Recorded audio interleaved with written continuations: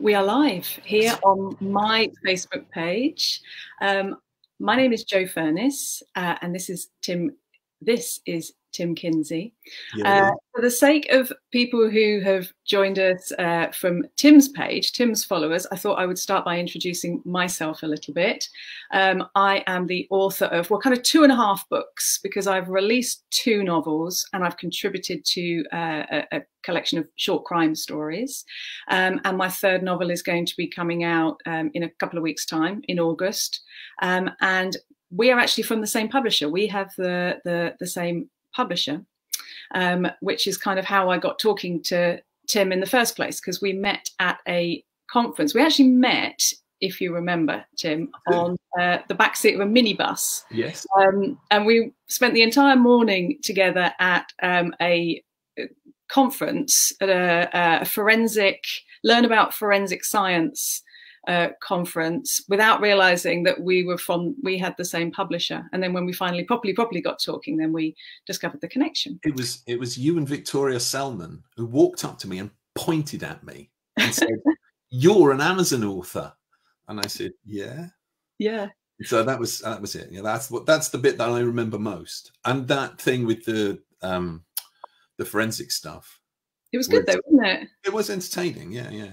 Yeah, if anybody goes to Crime Fest, if you go to Crime Fest and you see the thing where they offer the come along to UE and go to the forensic thing, if you're ever there, do that, because it's very cool. Yeah, it was really good. It was a whole morning, and you went off to, it was like in a church, wasn't it? In the sort of the grounds of the university, and you had to follow the trail of this murder that had happened. And they'd set it up brilliantly with a dead body and pieces of evidence that you had to walk around and collect, and blood splatter on the floor and all kinds of stuff. It was really good. You do it's from their forensic science course, isn't it? Yeah. I think they've got the lecturers to set it all up for us. That's it. I think they're active forensic science tutor, like lecturers. Yeah. And so anyway, so we spent the whole morning there sort of chit-chatting about, you know, blood splatter, and not realizing that we kind of had this connection through the publisher. And then, yeah, we went back to Bristol, back to Crime Fest, and I was talking to Victoria Selman, who is also from our publisher, and she said, "Do you know T.E. Kinsey's here?" And I was like, "No, I didn't realize." And she's like, "He's over there." And I was like, "Oh yeah, I've just spent the whole morning walking around with blood splatter." How did she know who I was? It's him. And then, well, you don't know people's faces, do you? No, but how did she know who I was? We've never met. She knows everything and everyone. She's one of those people. She's a force of nature. So luckily, after we actually met for several hours, she then introduced us. So that was quite good. Speaking of introductions, for the benefit of people who have joined us from my page, could you introduce yourself, Tim? Right. Well, I'm T.E. Kinsey, Tim, and I am mostly responsible at the moment for the Lady Hardcastle series. We've got 6 out and a short story. 7th on the way at the end of the year, and they're quite popular. They're Edwardian era cozy murder mysteries, so the emphasis is on the mystery and the characters, and much less on the gore and the naughtiness. I love your phrase "quite popular," because you've sold now 1 million books. And I know you had another milestone today. I did. I got the email today saying that the 4th book in the series, Picture of Murder, has just passed 100,000 sales. So if you can see over that shoulder on the concealing stuff at the back, there are a couple of commemorative things. They call them, they're shadow boxes, you know, the things that you put souvenirs and stuff in. They put a copy of the book in it. I have no idea how. I was looking at them today, wondering how they do it. Do they glue the whole thing together? I have no idea. Anyway, there's because I haven't got one. And a little metal plate underneath that says to commemorate 100,000 sales. So I'll have 4 of those in the end. That is impressive. That is impressive. Yes. I've got one here, which is it's like the baby one of those. It's like a hard plaque thing, and that's your 50,000. Oh, so what you get for 50 now? I got a bottle of Prosecco with my name on it for the last 50 that I did. Okay. And that was all. I've never had an award for a 50. Oh. You just skip straight ahead. You just Yeah, skip straight ahead. 100. Yeah. Well, just to say before we kind of get stuck into it, quite a few people are writing us little comments already, which I can see, which is amazing. So if you do have any comments for either me or Tim, then just go ahead and put them into the comments and we can see them. So say a quick hello to Caroline, who's joined us. Thank you for coming along, Caroline. It's quite fun to have Caroline here, because I did this the other way around with Caroline a few weeks ago, where she was interviewing me on one of these lives. And it was part of the kind of gave me the incentive to kind of do this. So I thought it was actually quite good fun, so hello to Caroline, it's lovely to have you here. Hello Lauren, hello Rachel, James is here. Oh, okay, so Caroline is asked already about cozy crime, and that was actually where I was going to go next. Right. So you described your books as cozy crime. What makes crime cozy, Tim? So when I started, I was the first 2 books I wrote were self-published, and then we edited them when I was picked up by a publisher. And I didn't know I was writing cozy crime because I didn't know it existed. I didn't know it was a thing. And I'd written this story, and it's not golden age, but it's kind of golden age. It's kind of Agatha Christie-ish, in that it's an amateur detective and her sidekick, and the murders all take place off screen. There's no sex. There's no bad language. No, there isn't any bad language. I have no idea what it was. So I looked it up, and I found this definition of cozy crime, and it seemed to fit that. So I said, right, well, this is cozy crime. But then over the years, I've looked at more and more, and I've seen so many definitions of cozy crime, and they're all subtly different, but they all have, no, they don't all have, they mostly have an amateur detective. They're mostly set in a closed environment, in that all the characters in the story know each other or are connected in some way, and the victim is one of them and the murderer is one of them.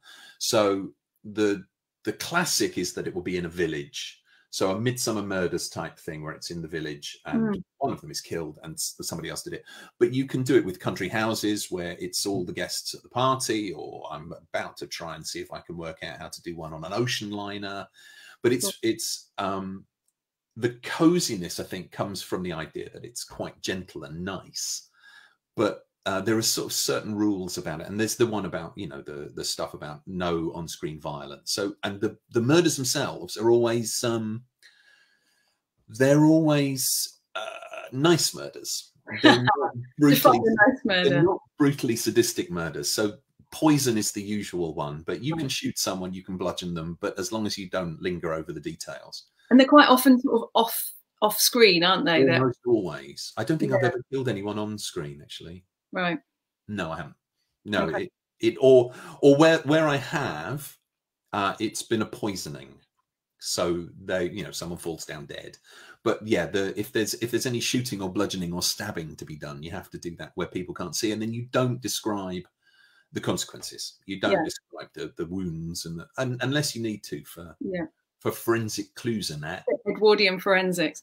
Because you've almost, some of your crimes are almost quite funny in themselves. One of your victims sort of is found face down in his beef and mushroom pie in the pub. He is? Yeah. Well, again, I think humour is part of it as well. I mean, mine are deliberately funny. Well, I hope they are.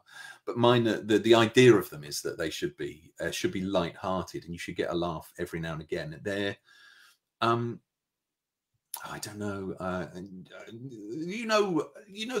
The whole thing that you do with the whole terrifying people and making them really miserable for 300 pages. Yeah, we don't do that. You make people happy. We do, but by killing them. And then most of the story isn't about the murder, and it's not about the criminal. It's about the detective solving the crime. Yeah, and they're usually amateurs, as I say. Although I was thinking about this the other day, and actually, Midsummer Murders is an archetypal cozy. Even when there's on-screen violence, it's kind of subtly, kind of almost off-screen. And the only difference is that the detectives are professionals, but it's not a police procedural because they don't follow any recognised police procedures. So even Midsummer Murders could be cozy.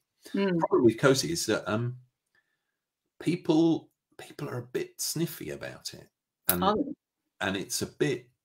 I have heard at least one very famous, very successful crime writer being really kind of dismissive of cozy crime because it's too nice. It's not real, but it's not supposed to be. It's not about it being real and horrid. But if you think about somebody like Agatha Christie, her books got pretty real. I mean, in some ways, you could argue that her books are more real, because if you think about a serial killer, like a serial killer is so, there's such a remote chance in life of you actually meeting a serial killer. A serial killer is almost like a force of nature, isn't it? It's like it's getting caught up in an earthquake. It's like a massively remote chance that it will happen. Whereas, meeting someone who kills for money or for revenge or for, a love rival, all the things that Agatha Christie kind of dealt with, because most of her killers were motivated by quite sort of mundane, actually, reasons, that's much more likely to happen. And I think, therefore, that's much scarier. Possibly. I mean, Agatha Christie isn't. I mean, there'd be big, strong arguments about Agatha Christie not being cozy. I think the idea of the cozies, they're quite a recent thing, and the idea was to kind of ape that old school feel. Yeah. But they cover a whole range. If you were ever, it's not so visible on the UK Amazon site, but if you ever go to the US version, and when you're browsing and you start drilling down through genres, and you get to mystery and murder and suspense, and then you get down to mysteries, and then you get down to cozy, and you think you're at the bottom. Cozy, there's another 3 in there. There's animals, culinary, and crafts. So there's a whole sort of, there are sub genres of cozy where, I've always been curious to look. I'm reasonably sure there's a cat that solves crimes. There must be. If there isn't, there should be, obviously. That links to a question, actually, that I'd written down, which was about food. There seems to be a thing to do with cozy crime and food and recipes. And I noticed that there's quite a few books have, they'll have some recipes in the back. Yes. That, so you'll have your book and then you get some recipes from the book. Have you ever thought about doing that? Because I would have thought that from your era, the Edwardian era, that there must be some fabulous recipes. Well, there are. I mean, but I'd just be copying stuff out of Mrs. Beeton. And if you've that interest, you can just buy a copy of Mrs. Beeton now. That's very cool. Lady Hardcastle enjoys her food and drink, doesn't she? Oh, yeah. A friend of mine travelled from, he lives in Budapest, and he was coming over to the UK, and for some reason, he was travelling by train, possibly because it's the right thing to do. Yeah, but he got here and he said, the one thing that you should never do if you're travelling a long distance and you haven't got access to food is read a Lady Hardcastle book, because they're eating and drinking constantly. Yeah. But it's because, it's just a technical thing. It's because they discuss the case at the end of the day while they're eating.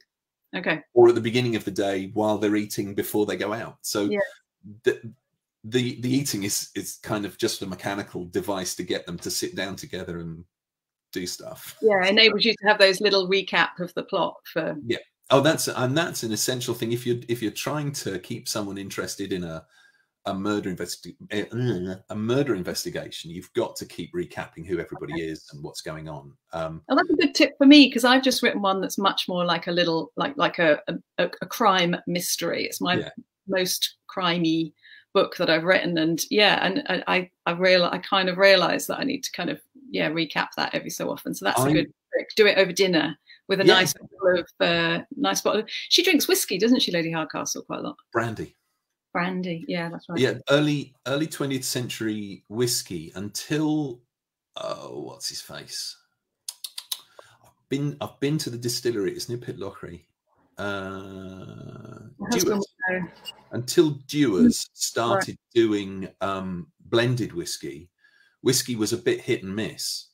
Is that right? From Scotland, yeah, and it would. So the early 20th century, late 19th, early 20th century, it started becoming a thing that people would want to have outside of Scotland. So no, I got her onto brandy. Okay. That makes me think of something I was interested in asking you about. So obviously, so far, the books are all, I know you have another series that's gone into another era, so we'll talk a bit about that later, but these books are sort of set around the kind of around the 1910 mark, a bit before, a bit after. So is that an era that you kind of knew a lot about before you started writing and therefore decided to locate the books there? Or have you had to kind of get into, because you know, when we've chatted before, you do seem to know a lot about this, you know, these little details about the whiskey and about the technology that was available and all this kind of stuff. Does that all just come from research for the books? It's just research, yeah.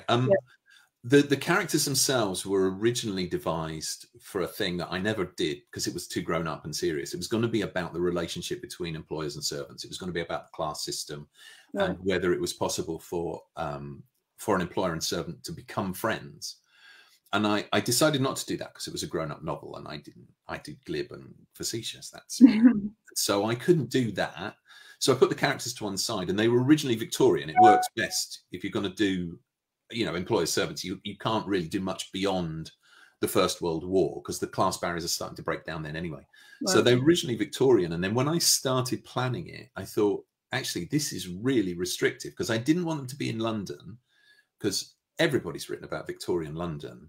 So I wanted them to be out near me. I live near Bristol. And I wanted them to be out in the countryside near Bristol. And then I thought, I've got to have one of them's got to have a horse, and we've got to have a car, and we probably have to have a groom and a driver. And it's just too much hassle. I need to move. And how would they communicate anyway? How would they find cases? How would they do stuff?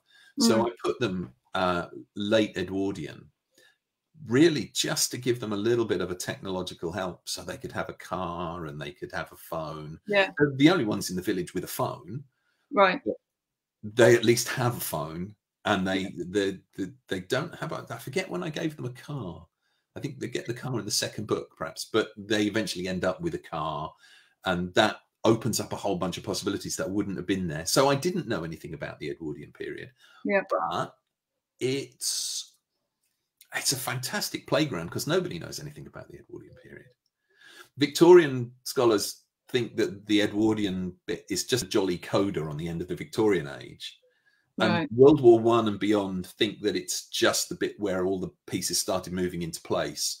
Nobody really pays it any attention. So yeah, it's quite squeezed in there, isn't it? Between, you know, it's quite a short little thing. Yeah, I've just finished this week. Actually, I finished writing a book. It's the first time I've written something historical, and it's set in 1899. And I was actually quite surprised by how much technology there is available there. When I've done bits of research, you know, there was some, this book is set in Brighton, and I was looking up the telephones, and I mean, like you say, out in the countryside, it was probably different, but here in Brighton, there were about 300 telephones, people with telephones in sort of 1890s. So by 1899, there was probably more, because I was kind of planning to make quite a big deal of the fact that the person in my book, that my character has a telephone, that she would have been quite, you know, quite fancy because she's got a telephone. But then I had to kind of drop that whole thing, because actually by 1899 they wouldn't have been anywhere near in the town. They wouldn't have been anywhere near as unusual as I kind of assumed they were. So it's quite, you know, I don't know, I was quite surprised. Actually, James asked a question while we're talking about Edwardian period. Is there any Edwardian bad language? And hello to Kerry as well while I'm there. Hi Kerry, thank you for joining us. Is there any Edwardian bad language, Tim? I've never looked, because I have an Edwardian slang dictionary. It was a Google thing. It's 1905 is the slang dictionary, is the date of this publication date of this slang dictionary, but it doesn't include vulgar slang because it was a published book, so it doesn't. So it couldn't. Well, it could, I guess, but it just, you know, that was. But it wouldn't have got published. Nobody's going to put. And to be honest, although there were probably some hilarious, and every now and again somebody does a little newspaper list piece about all the funny Victorian words for sex, but other than that, most of the swear words that they used are the same ones that we use. Yeah. So there's not the slang is interesting, but I haven't found a source of the proper rude stuff. Yeah. But I haven't really looked, because I wouldn't. You don't need it, do you? I wouldn't wanna. You're trying to avoid it. Good news. Kerry has just bought A Quiet Life in the Country. You're going to enjoy that. It's really, really, it's a very lovable world, isn't it? That this, you know, your Lady Hardcastle world. And it reminds, I was reading something earlier, and it was, there was a quote, I've written it down on my thing. Cozies represent life the way it should be. And that I've very much felt from your books. You know, you just have this kind of warm feeling in them. Well, that's the thing. I was going to mention it, that I do all the research, and then I only use the bits I want, and I've created a stylized version of Edwardian life. You couldn't use it as a learning tool for social history. There's very little in it that's completely wrong, but I've bent the rules a bit, and I've made a world that isn't at all like the real world, because that wasn't what I was trying to do. But that's not what people want, is it? I mean, people want, you know, a world where all the hard edges are kind of rubbed off. Yes. And you know, they probably come to my books for when they want to kind of like have all the hard edges right up in their face, and they come to your books when they want to kind of maybe, you know, have things a bit softer for. I like to think so. I like to think so. The whole idea of it. Sorry, I'm about to take another sip of this coffee. No, go on. You go for that. Yeah, the idea of it was just because it started out about these two women and whether or not they were pals. Yeah. It's mostly just about whether, you know, the friendship between these two women and the inappropriateness of it because of the class system and other people's but once I tried to write people being outraged by it, but that didn't work. That just got boring, because you can't have everybody every time they turn up being irritated that Flo talks to her like she's her best mate. Yeah. Outrage fatigue. Do you ever find it hard, Tim, to kind of get into the world of the books then? Because, you know, especially like at the moment, because our world is it's been pretty bleak for the last few months. Do you find it hard then to kind of park that and kind of get into, you know, pleasant Lady Hardcastle world? Once I'm doing it, it's all pretty much all I think about while I'm doing it, and I find them quite easy. What I do find difficult, and you were talking about the 1920s series, I do find it difficult to swap periods. Right. When I find myself, when I'm starting writing the Dizzy Heights stuff, I do find myself feeling a bit Edwardian and thinking, well, no, this is the Jazz Age. We need to oof this up a bit. But no, I don't. Like I say, glib and facetious is what I do. So all I have to do is sit and be cheery. Well, you're obviously doing it very well because of your millions, all your book boxes behind you. Yeah, because it's funny when you think about history, isn't it? You sort of, I suppose in your head, it's like just this big sort of blob of like history, and you know. But if you went from sort of 1900 through to sort of 90, you know, that's 30 years. If you think how much our world has changed in 30 years, their world was also changing so much. So of course, you know, it has to be different. But you mentioned Dizzy Heights, and before we talk about that, I wanted, because obviously I can see behind you, I'm trying to point at it across our screens. You've obviously you're in your studio there. We get a little glimpse into your kind of little world. My working world. Your guitar and your drums. I know that you're a drummer. So is music quite important to you? Yes. Yes, it is. I was in a youth orchestra as a kid, and I don't play anything very well, but I play a lot of things, and I never learned keyboards, which I do regret, and I keep meaning to try and find a piano teacher. But I taught myself to play the guitar. I played bass guitar at primary school. I was a percussionist in the youth orchestra, and I've just done that forever, but never to any kind of standard where you could actually say, wow, Tim's great. But I play if you just over my head here, this mug here has got a little penguin on it with a guitar. I don't know if you can see that. That's the band is Macaroni Penguins. That was designed by the bass player's wife, Caroline Randall, and I've played drums with them for the last 13 years. Yeah, but not, you know, we just. So Dizzy Heights then is the new series, and it's a spin-off from Lady Hardcastle. So and it's about a musician, which was my kind of link that I was kind of looking to make. So was it kind of inevitable, do you think, given your background, you know, your interest in music, that then you ended up writing a book, hopefully another series that has music kind of at the heart of it, and the jazz music at the heart of it. Very much so. So again, they were Skins and Dunn, Barty Dunn and Ivor Skins Maloney. They're two ragtime musicians, and they crop up in several of the Lady Hardcastles.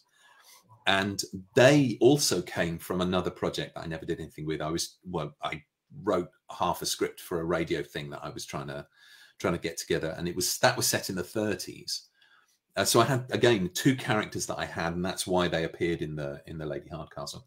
But yeah, and I was doing that because it was music and because that was fun. And I've got a screenplay that's about a retired rock band and stuff. So yeah, I was always going to write about music. If I could be bothered to practice, then I would have quite liked to have been a musician, I think. But I'm really pleased when you said that you're going to do the spin-off with Skins, because I really liked him in the book. In fact, if it's not like it's too weird a thing to say, I kind of very slightly fancied him. Do you ever get that where you kind of like fancy a character in a book? You think, I think you're probably, because you don't get any physical description of him. You've got no idea. I just thought, yeah, I quite like he's had to be toned down a bit, because in the Lady Hardcastles, again, it's boring technical stuff. In the Lady Hardcastles, I can get away with him being very London in his speech patterns, right?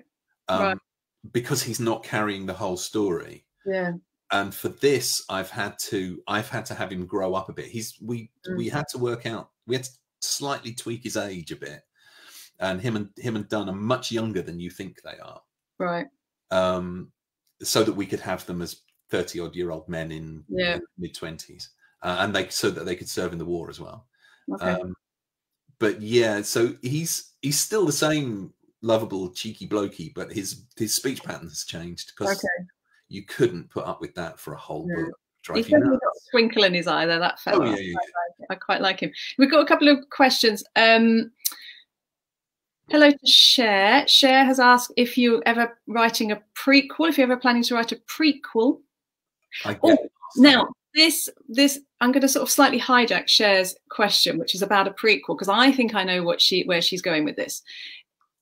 Could you, as we're kind of just here, like, in private, just ask, could you tell us any secrets about Lady Hardcastle's government background as a spy, her kind of government connections? Because you never mention it. No, weirdly, I have. How far through the series have you read? Well, I've read. I've not been. I've been really disorganized in order. So most of everything that I actually know, and I've actually worked out and plotted out and had sorted out for years, is already in the existing books. Okay. So anything else I wrote would be expanding on that or making new stuff up. Okay. So I haven't done that yet. What I do when occasionally they will refer to, an incident in Prague or that time in Budapest when this thing happened. That is made up on the spur of the moment. Sure. And I have no memory of what they've done. One of my readers, Jo, she's doing a Bible for me so that we can I can keep track of all this stuff, because anything that was planned out in advance is fine, and I will remember it until I'm too old to remember things. But these little ones that I just chuck in, so all the little stories that you think will be brilliant to read in a book probably would, but they haven't been worked out yet. So one day, maybe. The problem with the prequels, though, is that they would be in Shanghai, they would be across China if I decided to do that. They'd be in old Calcutta and Bengal. They would be across Victorian Europe, or actually Edwardian Europe. The research would just be a nightmare. Yeah. Can you imagine trying to get those kind of details? For all that I say, oh, I'm a bit lackadaisical about it. It would be horrible to try to do it. At least when I'm getting it wrong now, I'm getting it wrong from a position of doing it deliberately, because I kind of know what's right. Well, also you can sort of get it wrong about your own country and your own culture, can't you? If you get something wrong about someone else's, it looks like you're just being sort of disrespectful. So you have to exactly. And obviously, actually, I mean, it is an important point now, you know, because we're reevaluating our colonial past. Just being glib and facetious about Britain's colonial past that's not something we should be doing anymore anyway. So it's harder now to it should always have been hard, but it's probably hard now. Yeah, I've noticed that actually, even in the one that I've just finished writing, which is set in a girls' school, like a girls' boarding school, and I've made quite a few references to the fact that some of the girls have been sent there from sort of, you know, overseas. The parents are in sort of India or they're in Africa or whatever, and you suddenly realize, you know, and I've become quite conscious of the fact that, like, oh, I don't want to kind of glorify that, you know. I think everything has sort of shifted so dramatically in the last just short, you know, couple of years or something, for the better. But yeah, it's something that we're sort of having to think about. So another question from Nikki Smith. We've met some of Lady Hardcastle's family. Will we be introduced to Flo's? Actually, yeah, we did. So the original version of which book was it? The original version of the first book, Quiet Life in the Country, when I self-published them, they were collections of short stories, or shortish. They weren't technically short stories. They were episodes, 4 episodes in each book. And the 4th episode in each of the first 2 books that I did was more of a spy-y, thrillery kind of thing. And that's where I carried all the backstory stuff in flashbacks and in a thrillery kind of way. And we ditched those when we edited them to make them single narratives. And in one of those, I think it was, I mean, it must have been in the first one, we do meet Flo's twin sister. Ooh. We know that she's got a twin sister. I do mention the fact that she's got a twin sister, but we did actually meet her in that. And it was, you know, I made fun of the fact that we were going to do a thing with twins, you know, pretending to be each other. Yeah. Because, you know, Shakespeare can do it. Yeah. So isn't one of the rules of crime? Somebody published a thing the other day. Yeah, no twins. It can't be the detective. Yeah. There's a whole bunch of there's a load of stuff, and I do remember one of them was no twins. Who cares? It was a detective, and it was to fool someone. Yeah.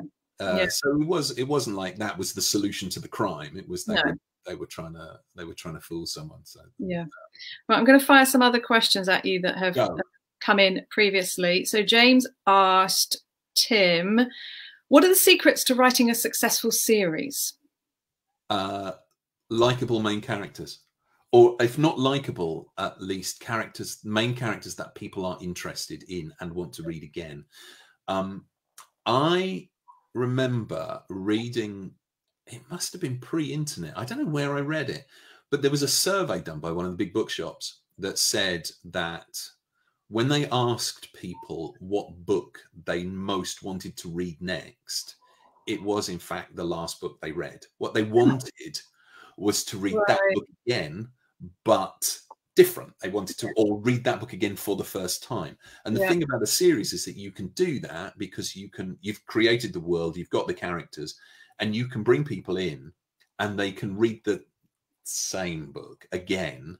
But does that make it really difficult for you? Because you've got to give them that, because I suspect that they don't actually want the same book again. No. If you gave them the same book again, they're going to complain and go, well, it was the same as the last one. So you've got to give it the same, but you've also got to give them something different. And that terrifies me. I write standalones, or so far I've written standalones. And that's what frightens me, is that I couldn't come up with the idea that was original within the same world. And people have complained about the fact that this book wasn't anything like the other books. So you can't win whichever way around you do it. So what I do, the way that we come up with the stories, the way that I come up with the stories is I will pick an aspect. When I originally started, I wrote this long list of aspects of Edwardian life, and it was sport and it was circuses, and I had this long list, trains and trams. And then I will pick one of those, and then that will form the setting for the story, and then the story suggests itself out of that. But because of that, you kind of get a different feel for each one of them. So, you know, whereas the next one will be is about airplanes, and so it has a completely different vibe because it's set in an airplane. A lot of the action is in an airplane factory, and there's stuff going on. It has a completely different vibe to them being at the seaside, or to them being in the village watching a moving picture show. So it's, you kind of get the different bit, but that's, I mean, I don't know if that's a universal thing. You pick what it's going to be about. And we're rewatching Midsomer Murders. That's why it was on my mind when we were talking about it earlier. And each one of those does pretty much the same thing. You know, I've just watched one about the local fly fishing club. Right. There's one about bell ringing, or there's, you know, and you've just picked the thing, and then the story kind of comes out of that. But because it's the same characters and stuff. So the characters are the thread that sort of takes it through. Yeah, I think so. And so I think so. James's answer is, I think, characters that people want to read about again, whether they like them or not. You don't have to have. I mean, I'm not very good at dislikable people. Even my villains are quite chummy. But, it's characters people want to come back to. Yeah. So while we're talking about setting, because you mentioned it there, Lauren asked us a question about setting. Do you have any tips for creating a strong sense of place?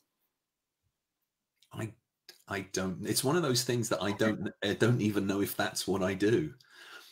No, I haven't. Genuinely, honestly, haven't. I don't know. This is one of those things, because there's some stuff that I do know how it's done, because I had to learn how to do it. I don't know how plots work, so I had to learn how plots work. So I know these are the plot points you have to meet to make a plot work. But I don't know how I do the rest of it. I just kind of sit and write, and then 6 months later, there's a book. Words, and it's a book. I don't know. See, I think settings are really important for me. In fact, the one that's coming out quite soon, The Last to Know, that actually started. I went for a walk one morning. This was quite close to where I was living in Shropshire, and I came across this kind of like a prehistoric hill fort. And it was so huge that on top of the hill fort, there was this farm. And I read like the little information plaque thing that they have there. And it said that back in the day, not now, but, you know, a long time ago, when the river burst its banks, that whole thing would become an island. So you'd have the hill fort, and the farm on top of it would become an island. And I was sort of standing there one morning, and it was quite a kind of a misty morning when I was doing this walk. And I just thought, gosh, that would be, what a brilliant place to end a novel. With everybody on this house on top of a hill that has become, you know, an island because of a flood. And that's kind of where that was the first, like, you know, that like kind of pop moment in my head where I thought, I want a novel to end there. So it was, you know, it was the kind of setting, and it was the weird. So I suppose to answer Lauren's question, that would probably be my answer to it, would be that sort of, it's like the specific, if you're trying to kind of like create the sense of place, it's the kind of specifics of it, so that the place is never sort of generic. It's not like a hill. It's kind of like, well, what, you know, exactly what is it? What are the trees? You know, what are the trees? You can't just say the trees. They kind of be, there's got to be something about the trees. So the trees on this particular thing, because it's just like this wind, this hill is just bombarded by wind all the time. So all the trees just only have leaves on one side because they're just constantly, you know, being pushed. So I think it's that kind of specificity. And it comes back to what you're saying about the character. That's a good word, isn't it? Specificity. That's it. I was impressed. Yeah. I'm going to say it again just because I can.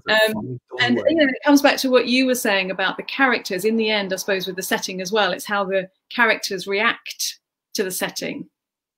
Yes, actually, because I was sitting there with a feeling of rising panic, because I have virtually no visual memory, a visual imagination. I don't know what any of my characters look like. I don't really know what any of the places look like. And I've been forced, during the editing process, various editors have said, could you not at least just describe the clothes? And And I don't do that. So I do play by the way people feel and the way it feels. Yeah. Because that's how I react to places. But also, two characters could walk into the set. You know, you talked about maybe setting a book on an ocean liner, but two people might walk into that and have completely different reactions depending on their mood. Yeah. So I think that's what the setting is doing for me all the time. I'm trying to sort of like milk it to create that mood, because my books are much darker than yours. So I want that kind of that sense of dread. And I think the reason I quite like I've written 2 books now that are set in Shropshire, and I love the fact that if you look at a map of Shropshire, like the OS map, there are just these completely terrifying place names all over. They're real place names. There's like a rotten wood and a henchman's coppice, and I've stolen some of them from my book. There's like the Long Drop. There's the Devil's Chair. There's like, you know. And they just exist on the land. They're just there, you know, it's already sort of written for you. You've just got to kind of absorb it into the... It's not like all the piddles around Worcester. No, well, but that's it, you see. So your characters go for... Sorry, I just did a massive... Someone's had enough. They're like, shut up. They started pinging me. But yeah, so you would probably focus in on all the villages called Piddle, and I would focus in on all the places called, you know, the Grims, something. Yeah. Have you, did you ever read The Mists of Avalon? I can't remember who it was by. But it made me think of it because it was an Arthurian thing.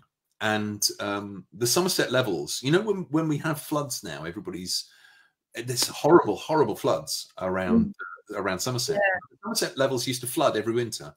And Glastonbury Tor was an island for a huge part of the year. And this whole thing is about the idea that Glastonbury was the Isle of Avalon. But no, it just made me think. It just popped into my head because I don't read a huge amount of fiction, and you know. Yeah, well, that's what I'm sort of. That's what in The Last to Know. That's kind of a similar kind of setup. This hill fort, which obviously the crazy thing is that they were built up by hand, you know, thousands of years ago. But they would have been a little island. We've only got 5 minutes left, so I'm going to crack through some other questions. Heather asked us, how has the pandemic and lockdown affected your writing? It hasn't. Okay. I have to play this down because you know, everybody I meet and everybody I talk to is having such an appalling time of it, and you know, understandably, my life is almost no different at all, except that there's more members of the family in the house. Yes, there's just more background noise. The other day, because I was desperately trying to finish this first draft, and I got my laptop and I went and sat in the car outside my house, like literally outside that window. And I've only just moved into a new area, so the neighbours, all of my neighbours kept walking past and looking at me like, "What?" And I'm just like, "I'm working," because everyone's in the house and they keep talking to me. I mean, obviously, I love them. Liz Mundy, hello to Liz. She asked, do you ever get writer's block, and how do you recover? I don't think so, because I don't know what it is. I occasionally find that I don't feel like it, or I find that I don't know what the next scene has to be. But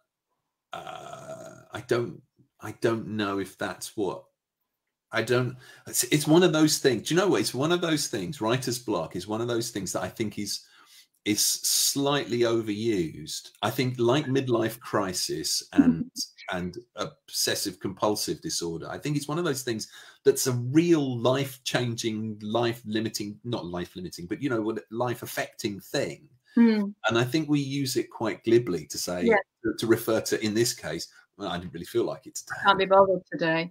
No, exactly. No, I totally agree. I think sometimes I'm struggling, but I think that's because I need to work something out.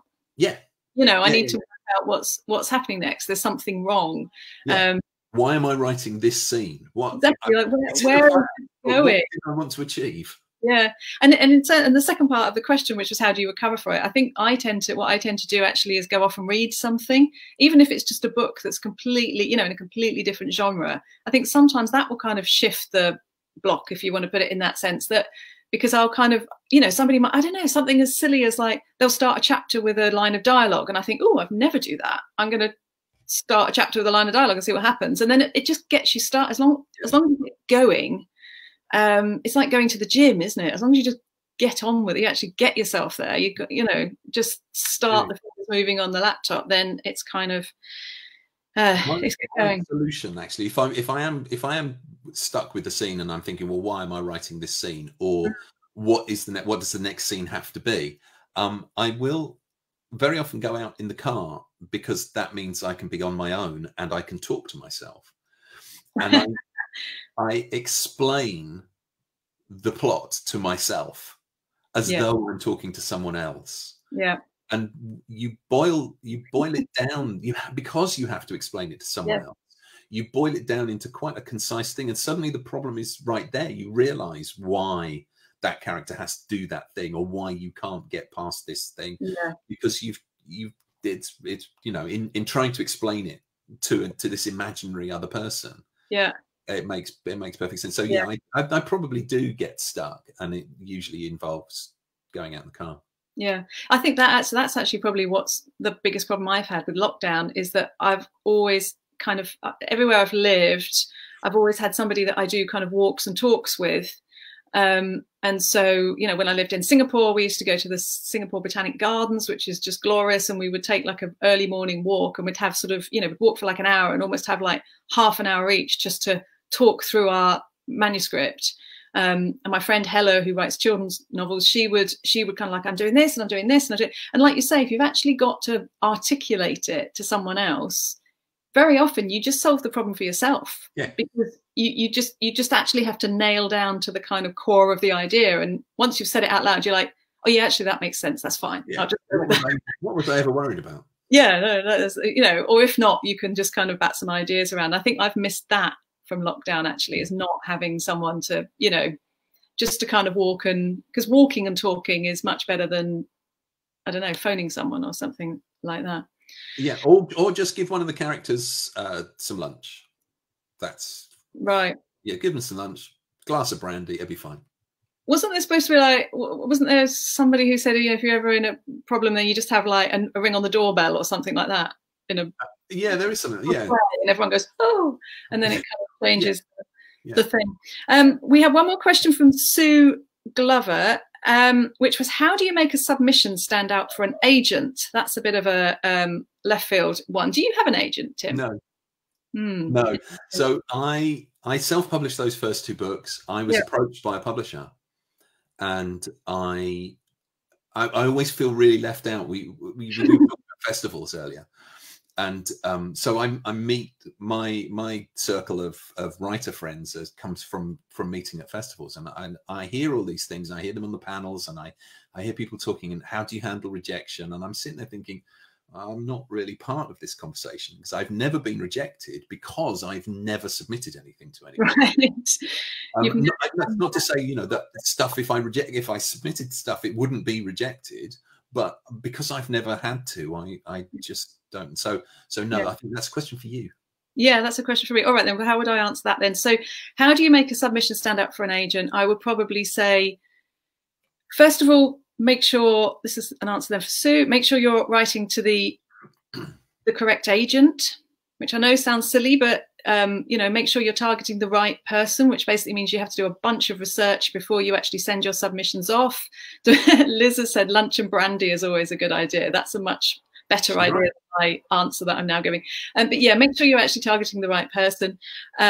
Make sure your cover letter is really tight. You're going to have to work out all those really annoying things, like which other authors you compare your book to, because, you know, you're probably going to say my book is, you know, so-and-so meets so-and-so. How would you describe your books, Tim? They're kind of like the female Jeeves and Wooster. Would that work? Or how would you? Yeah, probably. I mean, this is the other thing. Because I've never had to do an elevator pitch, I'm always really stuck. And people go, well, what are your books about? And I think, well, they're about... I've got no idea what they're about. Yeah. Yeah, so you're going to have to do that. And it's like Tim says, it's actually really hard to do that, but you're going to have to do that. Lauren's just said that Query Shark is really helpful for learning about query letters. That's True. Right. Actually, the Writers and Artists Yearbook, very often they have like a sample letter in there. And I think when I wrote my very first query letter, I based it on that. And then the other thing I would say is that your manuscript has to be polished, like really polished, so you can see your face in it. It needs to, you know, be edited to within an inch of its life. Absolutely. I mean, I think that, I think that about any manuscript that leaves my desk. Sure. It has to be, if in a pinch you could publish this. Yeah. Right. That's the ironic thing, is that the book that you sell, that you know, your first book that you send out to an agent it's almost of publishable quality. Yeah. And after that, once you have a publisher, your next novel will probably be sold on the basis of maybe, you know, an A4 proposal. Yeah.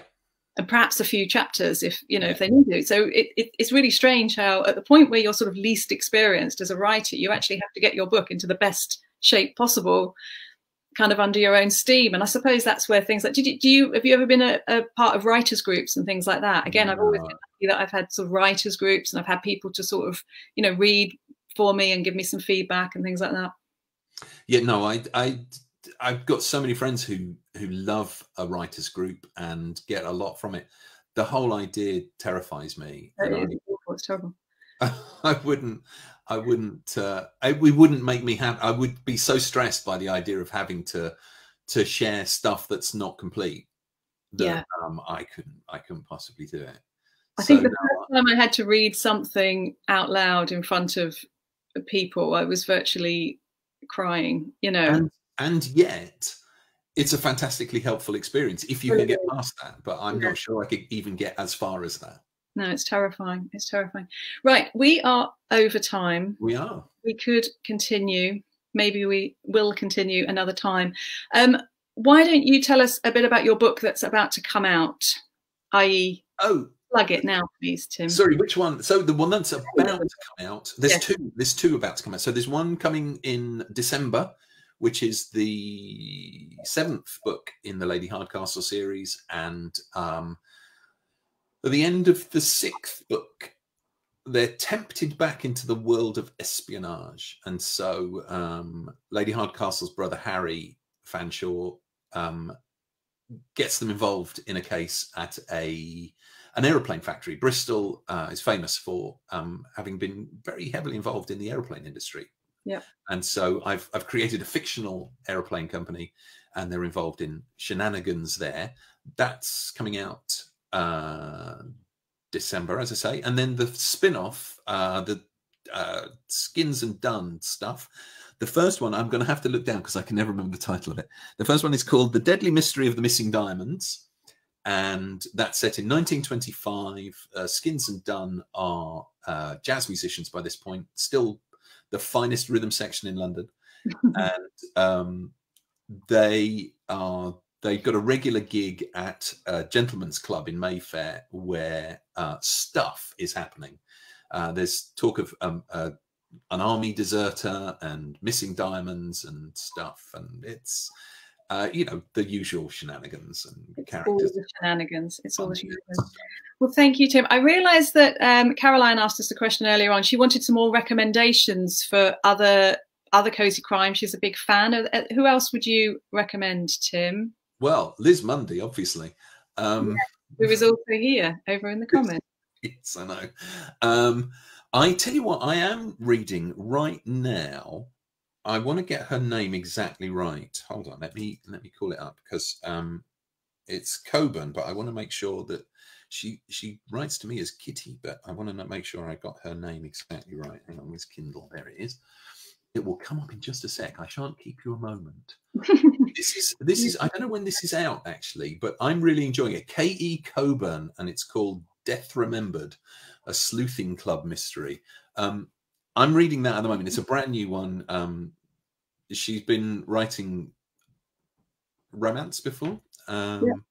So there's that. I mean, I'm just going to recommend people I know, aren't I? That's basically. So who in our I'm just having a little brain freeze. Who in our cohort? Fliss writes cozy as well, doesn't she? The wartime one who's typed. Fliss, are you there? What's your wartime? She's there in the comments as well. Okay, that's some recommendations so Caroline can get started But there. basically, I would say, I mean, you can't really go wrong from just having a look through the Cozy charts and seeing what other people are reading. Sure. But it's such a mixed bag, you know. If you may have to skip through a whole bunch of stuff. If you don't want to read about witches or cupcakes or cats, you might have to skip through a few. But there's loads of stuff out there, and it's quite a mixed bag of stuff. Yes, you got to avoid the cats, avoid the alpacas. You don't have to, that's what I'm saying. You don't. If that's not your bag, then give them a swerve. But you might want to read a story about cats or crimes. That would be really cool. I'm quite into the idea of it. I might do it myself. Oh, Fliss is saying A Dangerous Goodbye is out on August the 20th. Thanks, Fliss. Crazy Crime. Thank you for that, popping that in. That's good. It's nice to mention that. We're not going to get to talk about alpacas. No, there is actually, so anybody that sees us on Twitter may occasionally see that there are mentions of alpacas. Yeah. And there is an author's note in the Deadly Mystery of the Missing Diamonds, explaining how the whole alpaca thing came to be. It's not interesting or funny, but it is there at least. It was quite well. It seemed funny when we were in the hilarious at the time.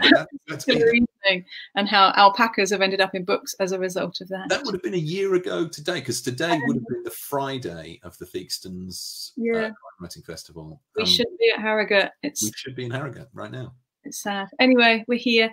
Thank you for joining us here. Hello to everyone who's joined us. Thank you very much for your comments. Hello to Tracy. And yeah, I will think about doing another one of these because I've really enjoyed it. Lovely. I'm pleased. No, it's been good fun. And I haven't said hello to anyone because I can't see the comments because I'm just a guest. Can you not? You can't see the comments? Oh, sorry. Maybe I can. I don't know where to look. And to be honest, I haven't got it up on the screen. It's kept us busy. Anyway, thank you very much, Tim. I will let you go. And thank you and goodbye to everyone who's joined us, and have a lovely Friday evening. Bye. Bye.